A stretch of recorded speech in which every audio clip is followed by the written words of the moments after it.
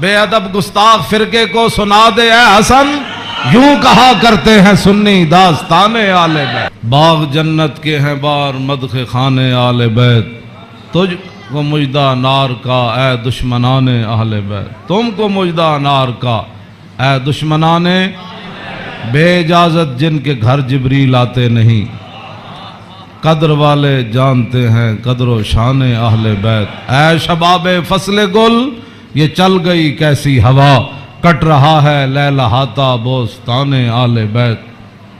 سر شہیدان وفا کے ہیں نیزوں پر بلند، خدا نے اور اونچی کی قدر و شان اہل بیت۔ زخم کھانے کو تو آب تیغ پینے کو دیا، خوب دعوت کی بلا کر اے دشمنان اہل بیت۔ بے ادب گستاخ فرقے کو سنا دے اے حسن، یوں کہا کرتے ہیں سنی داستان اہل بیت۔ حضرات ذی وقار سامعین محترم، محرم الحرام کی 10ویں رات ہے، جس کے اندر امام علی مقام نے کربلا کے میدان میں اپنے ساتھیوں کو فرما دیا تھا کہ اگر کوئی جانا چاہتا ہے تو اس کو اجازت ہے، اور حسین ابن علی اس میدان سے نہیں جائیں گے۔ آپ کی یاد میں اس محفل کا انعقاد کیا گیا ہے، اور چونکہ ہر آدمی اب دین کے بارے میں اپنی ایک خصوصی رائے رکھتا ہے، اس حوالے سے میں امام علی مقام حج سے پہلے 2 دن یا 3 دن، طبری نے تو 2 دن لکھا ہے کہ حج شروع ہونے سے پہلے 2 دن امام علی مقام مکہ مکرمہ سے کربلا کی طرف روانہ ہوئے۔ حج شروع ہونے سے صرف 2 دن باقی رہ گئے تھے۔ آپ کو راستے میں ہی پتہ چل گیا تھا کہ صورتحال وہاں ٹھیک نہیں ہے، لیکن آپ چلتے رہے یہاں کے تک کہ آپ قادسیہ جو ہے اس کے قریب آ گئے۔ حر بن یزید 1000 کا لشکر لے کر قادسیہ کے میدان میں آیا، اور امام علی مقام کو اس نے آ کر روکا۔ 1000 کا لشکر لے کر اس نے امام علی مقام کو روکا۔ اس دوران نماز ظہر کا وقت ہو گیا، تو امام علی مقام نے حجاج بن مسروق الجوفی کو، جو آپ کے ساتھی تھے، فرمایا کہ آپ اذان دیں۔ جب اذان ہو چکی، اقامت کا وقت آیا، تو امام علی مقام نے تہہ بند باندھا ہوا تھا اور آپ نے اوپر چادر اوڑھی ہوئی تھی، تو نماز پڑھانے کے لیے تشریف لائے۔ جب تکبیر تحریمہ ہو چکی تو امام علی مقام نے حر بن یزید کو فرمایا کہ اگر تو چاہتا ہے کہ ہمارے ساتھ نماز پڑھے تو تجھے حسین روکتا نہیں ہے، نماز پڑھ لے میرے ساتھ، اور اگر تو حسین کو چھوڑ کر دوسرے جگہ جا کر نماز پڑھنا چاہتا ہے تو جا کر نماز پڑھ لے۔ تو اس نے کہا نہیں، نماز تو میں آپ کے ساتھ پڑھوں گا، لیکن معاملہ یزید کے ساتھ ہی رکھوں گا۔ یہ ہے وہ بات جو میں کرنے لگا ہوں۔ اس نے کہا نماز میں آپ کے ساتھ پڑھوں گا، لیکن میں ملازم یزید کا ہوں۔ اس نے امام علی مقام کے پیچھے نماز پڑھی، اور نماز پڑھنے کے بعد پھر وہ امام صاحب فرمایا کہ یہ تمہارے خطوط ہیں۔ آپ نے 2 بڑے بڑے تھیلے جو ہے وہ اپنے غلام کو فرمایا کہ لاؤ، یہ میرا راستہ روک رہے، تو یہ تو تمہارے لکھے ہوئے خطوط ہیں، جن خطوط کی وجہ سے میں آیا۔ آپ نے ان کے سامنے یہ خط جب رکھے تو وہ کہنے لگا کہ یہ بات آپ کی ٹھیک ہے، یہ خطوط آپ کے پاس آئے ہیں۔ فنشرا بین یدیہم، پورے لشکر کے سامنے آپ نے وہ خط ایسے رکھے، فرمایا یہ دیکھو تمہارے خط ہیں۔ قال الحر فإنا لسنا من هؤلاء الذين كتبوا إليك۔ اور بن یزید کہنے لگا کہ میں تو نہیں ہوں نا جنہوں نے خط لکھے، اور نہ یہ فوج ہے جو ہمارے، ہم تو ملازم ہیں، ہم تو تنخواہ لیتے ہیں، کلمہ آپ کے نانا جان کا ضرور پڑا ہے، لیکن تنخواہ کی مجبوری ہے۔ ہم آپ کو اگلی بات جو اس نے کہی، اس نے کہا کہ ہماری مجبوری یہ ہے کہ وَقَدْ أُمِرْنَا إِذَا نَحْنُ لَقِينَاكَ أَلَّا نُفَارِقَكَ حَتَّى نُقَدِّمَكَ عَلَىٰ عُبَيْدِ اللَّهِ بْنِ زِيَادٍ۔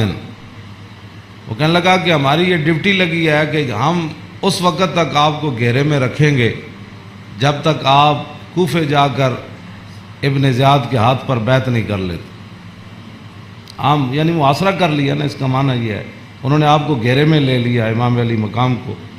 تو وہ کہنے لگا کہ ہم آگے جو بات کی نا، قال له الحسین اذن واللہ لا اتبعک.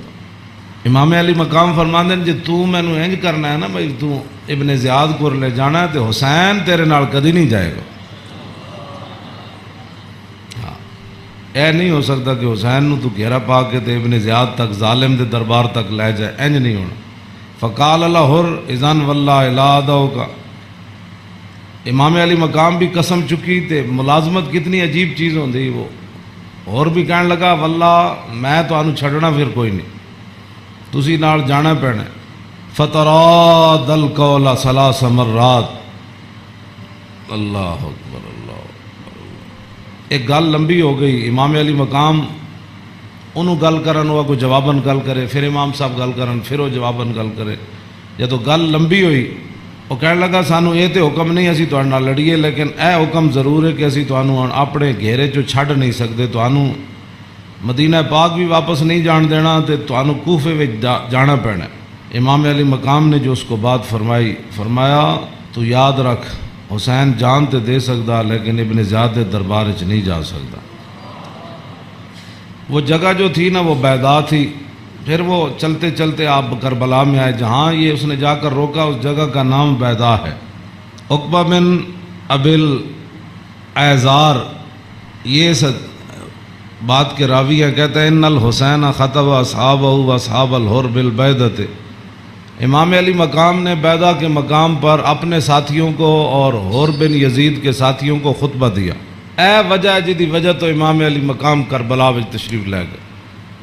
آپ نے خطبہ دیتا، لیکن چلو اتنی گل تے ہے بھائی حر نے تے دی فوج نے آپ دا خطبہ سنیا تے صحیح نہ جی. اے نہیں کیا بھائی تواڈے گل کرن تے بھی پابندی. امام علی مقام نو نہ روکیا ضرور ہے لیکن گل کرن تے پابندی نہیں لائی. آپ نے فرمایا سنو میں نے اپنے آقا و مولا کو فرماتے ہوئے کیا سنا. آپ نے فرمایا جس آدمی نے ظالم بادشاہ کا زمانہ پایا، ایسا ظالم مستحلا لحرم اللہ جو اللہ کی حرام کردہ چیزوں کو حلال قرار دیتا ہو، ناقصا لعہد اللہ اور اللہ کے عہد و پیمان، کلمہ پڑھنے کے بعد جو اس نے عہد و پیمان باندھے تھے ان کو اس نے توڑ دیا ہو، مخالفا لسنت رسول اللہ اور رسول اللہ کے طریقے کا وہ مخالف بن گیا ہو، اور یعمل فی عباد اللہ بالاسم والعدوان اور اپنی رعایا کے اندر گناہ اور ظلم اور زیادتی کو رواج دے رہا ہو. آگے کیا فرمایا؟ فرمایا میں نے اپنے نانا جان سے سنا فلم یغیر علیہ بفعل ولا قول. اور اس وقت آدمی جو طاقت رکھتا ہو وہ اپنے ہاتھ کے ذریعے اور اپنی زبان کے ذریعے اس ظالم کا اس نے راستہ نہ روکا اور وہ خاموش بن کے حالات کے مطابق اپنی زندگی بسر کرتا رہا. تو فرمایا میرے نانا جان نے فرمایا کان حقا علی اللہ، اللہ رب العالمین اس بات پر قادر ہے کہ وہ اس ظالم کے ساتھ خاموش رہنے والوں کو بھی سزا دے دے. یہ آپ نے بات اس وجہ تو آئے آپ امام علی مقام. فرمایا میرے نانا جان نے فرمایا فلم یغیر علیہ بفعل ولا قول، چپ رہے حالات نہیں ٹھیک تو ظالم دا زمانہ ویکھ دے رہے. تو فرمایا جتھے رب ظالم نو داخل کرے گا وہ چپ رہنے والے نو اتھے ہی داخل کرے گا. ہن سمجھ آئی جڑے آدمی کہندے ہیں کہ اسلام امن کا درس دیتا ہے. امام علی مقام کی فرمایا اسلام امن کا درس دیتا ہے. آپ نے فرمایا میں اپنے نانا جان کو سنیا جتھے ظالم جائے گا اتھے چپ رہنے والے بھی نال ہی جان گے. تو اس واسطے اگلی گل آپ نے فرمایا اللہ، تو فرمایا پھر حسین کیوں آیا کربلا وچ اللہ. پھر وہ پوری 1000 فوج نو خطاب کر دے اپنے ساتھیوں نو. فرمایا اللہ وَإِنَّ هَؤُلَاءِ قَدْ لَزِمُوا طَاعَةَ الشَّيْطَانِ. فرمایا یزید تے یزید دے یاراں نے شیطان دی اطاعت شروع کر دیتی. وَتَرَكُوا طَاعَةَ الرَّحْمَانِ اور اللہ کی اطاعت کو انہوں نے چھوڑ دیا. وَأَظْهَرُوا الْفَسَادِ اور انہوں نے پوری سلطنت کے اندر فساد کو برپا کر. وَعَطَّلُوا الْحُدُودِ انہوں نے اللہ کی نافذ کردہ اور معین کردہ حدود کو پامال کر دیا. اور وَاسْتَأْثَرُوا بِالْفَیْحِ اور انہوں نے قومی خزانے کو لوٹ کر یہ کھا گئے، لوٹ کر کھا گئے قومی وستاثروا، آپ نے یہ لفظ فرمایا قیامت تک کہ جڑے قومی خزانے نو لٹتے ہون اس ویلے جڑے چپ رہن نال حصہ وصول کرن۔